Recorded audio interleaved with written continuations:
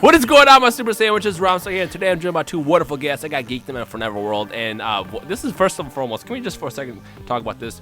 Got the three of us together in a video for once. Like this has been a thing that should happen a long time ago, but we finally got the community together. But I just want to kind of point that out there because it's really freaking cool.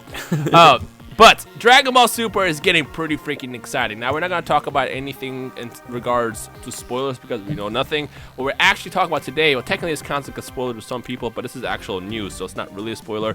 Today, we're discussing the choices that were made to go with Universe 7's team. Now, if you guys remember, in the Champa versus Beerus arc initially, what they did is they had 5 fighters, which consisted of Goku, Vegeta, Monaka, Piccolo, and who was the last person who I'm missing out? Oh, Majin Buu.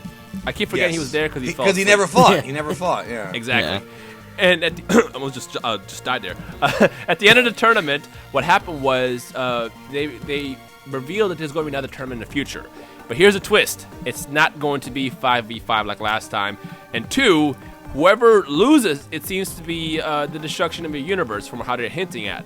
Now, I don't know if they're actually going to go through with that, but we did see Omnikin destroy universes in the past, so it's one of those things that we'll just kind of have to wait to see what's going to happen when the tournament actually comes to a close. But the interesting thing is the fighters that they chose to go with this tournament, which is why I brought you guys here to kind of discuss this. So before I start, I'll name off the characters, and then I'll go down the list to see your own thoughts about this. We have Majin Buu, Krillin, Android 17, Android 18, Goku, Vegeta, Gohan, Master Roshi, Tien Shinhan, and Piccolo. So many questions there. The first 2 questions are probably going to flood the comments. Is number 1, why not Goten and Trunks? Number 2, why Master Roshi? And number 3, where's Yamcha? Well, Yamcha is probably still injured from his baseball game. But let's be real now. It's the year of Yamcha, bro. Come on. Yeah.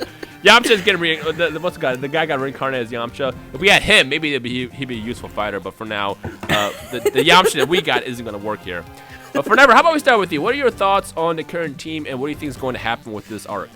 Okay, well, for starters with the current team, I'm honestly on board with the whole why not Goten and Trunks. I know what they're going to use. Oh, they're kids. If this is for the sake of the universe, we can't have them involved or whatever. But still, I mean, these kids were responsible partially for at least stalling Boo from destroying the Earth for a while, you know? Yep. So, I mean, Master Roshi over them. Don't get me wrong, it's going to be hilarious. I'm sure he's going to have some incredibly funny moments, probably steal a couple episodes with hilarity, but still, on a power scale, he's like Goten or Trunks is better than Roshi, better than Krillin, probably better than Tien. Piccolo got the strategy, so I'd say, like, even if they're strong, I think Piccolo is still better on a strategy-wise, but yeah, that's where I stand with that. And then Boo is a great choice. 18 is way better than Goten and Trunks. She's still stronger. Likewise with 17, I'm really interested to see how he gets roped into this, although I was looking back in the archives and I was looking at something that Toriyama said about 17, how his life is basically he had a couple of kids and he's living in the backwoods. And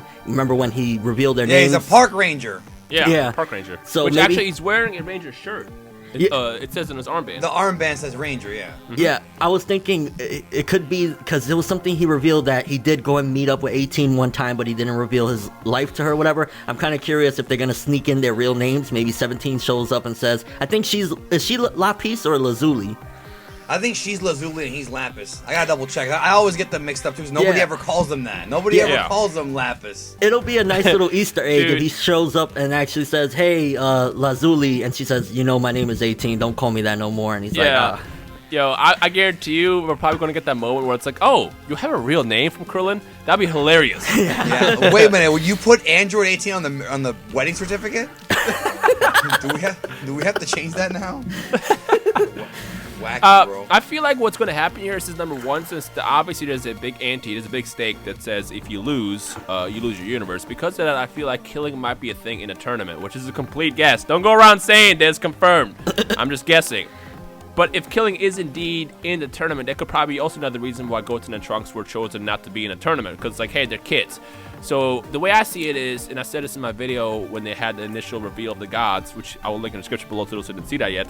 But I said that a possible reason why Roshi was picked over, Goten and Trunks is if killing is allowed in a tournament, you don't want to get the kids involved with that because like, if a kid dies, well, that's their short life. Roshi's lived a long life, a really long life. How Very old is he? long. Like over almost over 300 years old, really. Oh, that was way off. I thought he was like 150. It's even older than I thought. Oh man. No, I don't even remember. Honestly, I'm just making up numbers. I have no idea. Oh, okay. I don't remember, bro. I don't remember everything. I remember a lot, but not everything. Well, I do want to address the immortality thing. Do you want to break that down real fast? Because I know there's gonna be someone in the comments saying, "Well, Roshi's immortal. Can he?" Yeah, just, he's not immortal. All right, eternal that's life. it. he Just- drank just from trust like a me on this fountain one. of youth, right? It's pretty much Yeah. like age-wise, he can age really, really old. Yeah, Yeah. well, the whole thing comes from the fact that when they were getting ready to fight Piccolo, he lied to Tenshinhan, to Tien. He told him he was immortal, and then when he knocked him out, he's like, "I'm really not immortal, but I didn't want you to get involved in the fight because you're young and I'm old," or something like that. That's pretty much Which where is- they got Yo. that quote. What I feel like, yeah, which is why I feel like they have him in this tournament instead. The other thing about Goten and Trunks I did want to mention is even though Goten and Trunks are stronger than a lot of these characters in this tournament, their forte is fighting as Gotenks, and I feel like they can't do that because that's two people basically. So that's another reason why I feel like they ruled Goten and Trunks out, because Gotenks is like the go-to character. Unless they were to say, you know what, special rule, you guys are allowed to do that. What were you gonna say, Geekdom? No, I was just gonna say I think we are gonna get an explanation as to why they're not in there. Oh, And we I think definitely are. Yeah, and I think they're gonna probably have a thing where they're gonna be like, "Oh, we're out of guys," and then 18's gonna be like, "Well, I have a brother," and then they're gonna find 17. Oh, yeah. Right? But the thing that I definitely want to stress, Dude, I didn't even think about To a that. lot- That's a good one right there. yeah, I think that's what's going to happen. They're going to have the whole team, and then it's going to be like, well, we need one more person. Now, as a longtime Dragon Ball fan, I kind of wish they would have dug even deeper and pulled out, like, instead of Roshi, pulled out, like, Devil Man or one of these characters from classic Dragon Ball. Because remember, the Devil Might Beam will kill you if you have evil inside of you. So that's a useful technique against, a different universe. But that's just me being a fanboy. I was just going to say that one thing I want to stress to everybody is that, people are going to say, what could 18 and 17 do? Well, it is stated from Toriyama that because they're artificial humans, because like we talked about, Lapis Lazuli is their real names, they are humans, they can train and become stronger. The 18 and 17 are not just capped off. They have unlimited energy, but they also can train and, become stronger. So even if they might seem weaker, we might see them a lot stronger in the tournament. Plus, I also want another big, huge misconception is I guess people saw half the episode and didn't watch the second half, but there's another misconception where people think that Krillin wished for 18 to be human. What happened was he wished for her to be human, and then the dragon said, I cannot do that because, it goes over my power, aka she's already a human. She just has, cybernetic enhancements.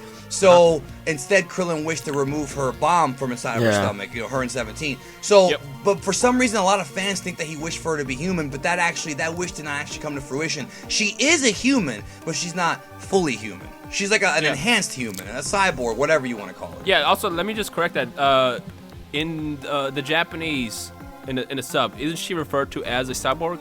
Because I know they abbreviated at 17, 18, and 16 as C17, C16. That's old school, bro. Okay, so real quick, I'll go through that quickly. So Japanese is Jinzo Ningen, artificial human. But when Trunks is talking to Goku when he's first giving him the heart virus, he's like, Jinzo Ningen, blah blah blah, cyborgs. He's like, they are or also cyborgs. But in some of the old subtitles, I'm talking about like the fan subs, the bootlegs, they are referred to as C17 and C18, and I believe in the French dub, I think they're called C17 and C18. Exactly, so yeah.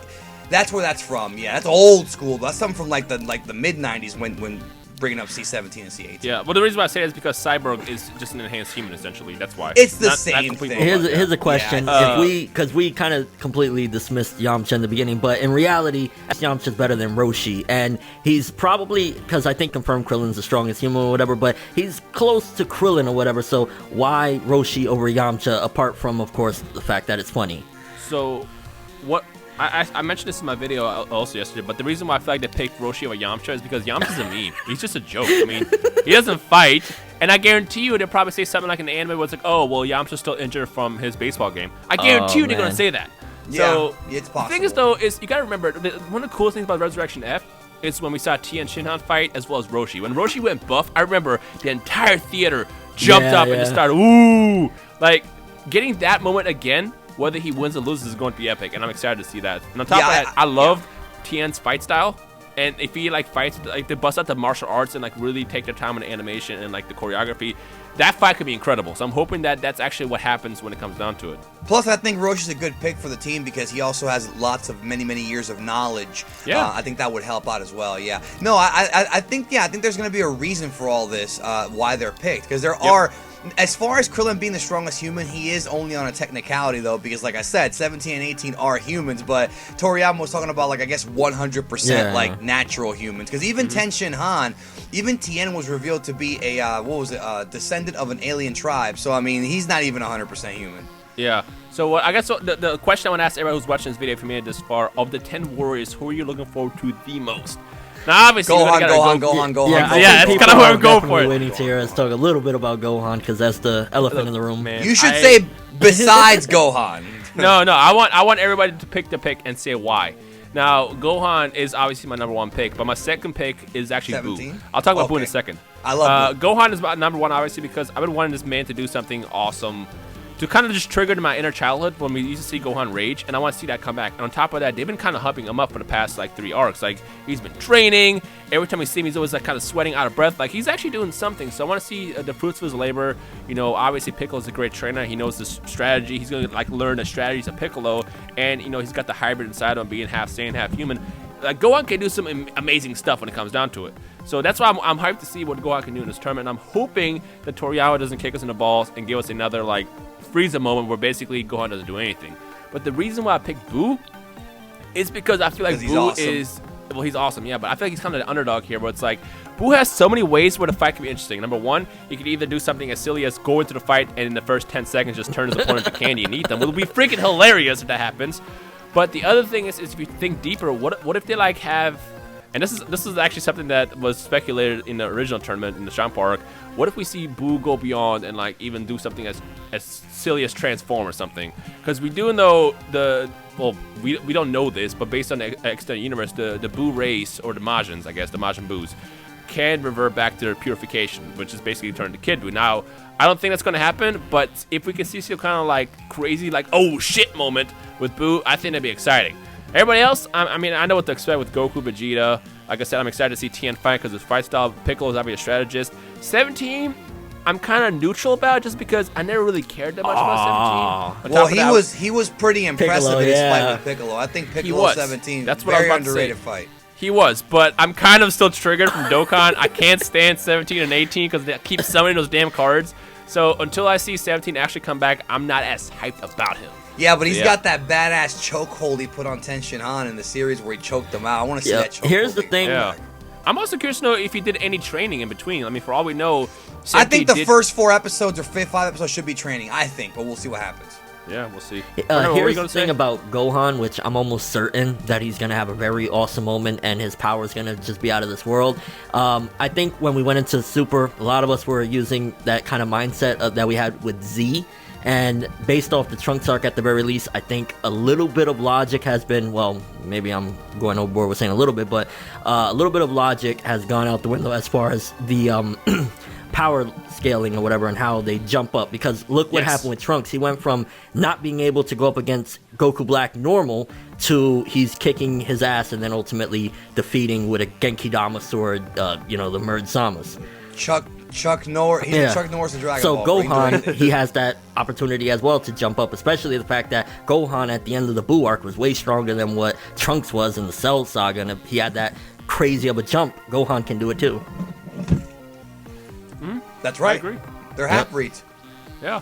So I guess in the comment section below, just let us know your overall thoughts on the Team Universe 7 pick, who you're most hyped to see, and basically any speculations and theories that you guys have based on, what we just talked about too. We want to hear from you guys in the community, so just drop that down below. And obviously, the second we find out any more news, leaks, and all that good stuff, stay tuned to my channel, for Never's channel, and Geekdom, because we will keep you guys in the loop with all the Dragon Ball related stuff. So yeah.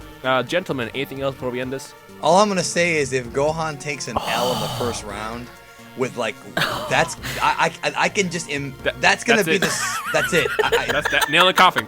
Nail in the coffin. I might leave Twitter that whole day because I'm not, and all social media, because I'm not gonna believe the amount of hatred spewed from people over Super if Gohan gets one-shotted out, bro. It's like part of me, the sadistic evil side of me wants to see it, but the fan side doesn't. But I just think I can't imagine if they built him up like this and then one-shotted him out. Hopefully not. Listen, man, if Gohan takes an L in the first second, we're all deleting our YouTube channel. No. I'm just kidding. We're not gonna do that. I'll delete a channel. I'll delete Mr. Forever World or something. But Anyways, ladies and gentlemen, we hope you enjoyed. If you did, leave a like, rating below, and all that good stuff, and let us know your thoughts on Universe 7's team. And I guess we'll just take over there. So we'll see you guys in comments. Like I said, check out Forever and Geekdom, which I will link in the description below as always, and we'll just take it from there. So we hope you enjoy the rest of your day, and we'll see you guys in the comment section below.